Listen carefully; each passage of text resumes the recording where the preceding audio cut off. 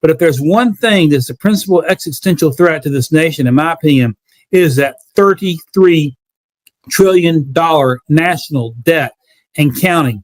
Congress cannot continue to kick the can down the road. Here's the issue. A lot of folks don't realize this. Most of us were born, post World War II, and it was in 1944 after Bretton Woods that the United States dollar became the currency, the international currency of exchange for the entire world. And what that meant and what it continues to mean is that every other nation has to change their currency into dollars before they trade internationally. We in the United States haven't had to do that. And that's one of the reasons we've been an economic superpower.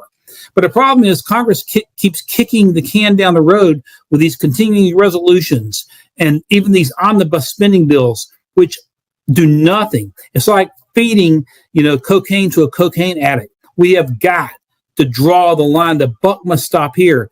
So I've discussed a lot of important issues on your show over the last few years, and I'm committed to all those, but we have got to stop this spendaholic Congress from spending money like a bunch of drunken sailors. We will collapse as a nation if the dollar collapses, and we can't let that happen. So I'm going to stand with the gentleman that I'm hoping to replace, Dan Bishop, who is stepping down to run for North Carolina Attorney General.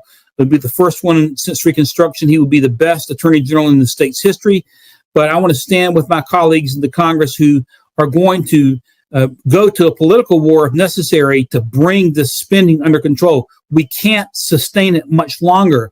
And if the dollar collapses, and right now you have 5 nations, including the 2 most populous nations in the world, you've got this BRICS. You may have heard about this BRICS conglomerate. It's Brazil, and they don't like us too much anymore. Russia, India, India and China being the largest nations population out of the world, and South Africa, all working to replace the dollar as the international currency of choice.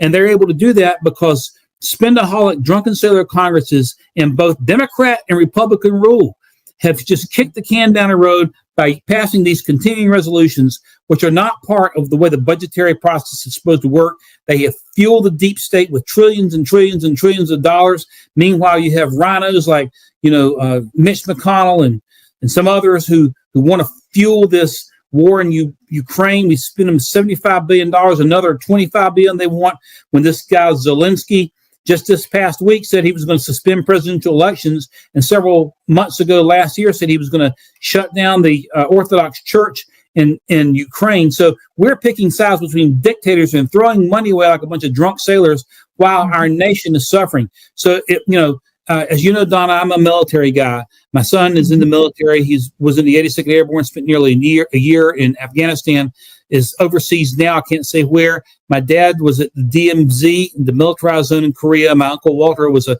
B-29 turret gunner in World War II. I come from a military family, but we've been able to sustain a powerful military in large part because of the strength of the U.S. dollar. We have got to stop this crazy spendaholic Congress.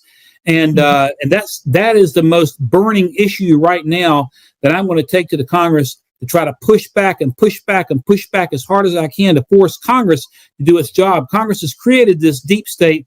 Only Congress can end it at the end of the day. So that's probably where my heart is coming from, and I'm pleased to address that goal and to do the best we can to try to save this nation, because, as I said earlier, we are in the 11th hour.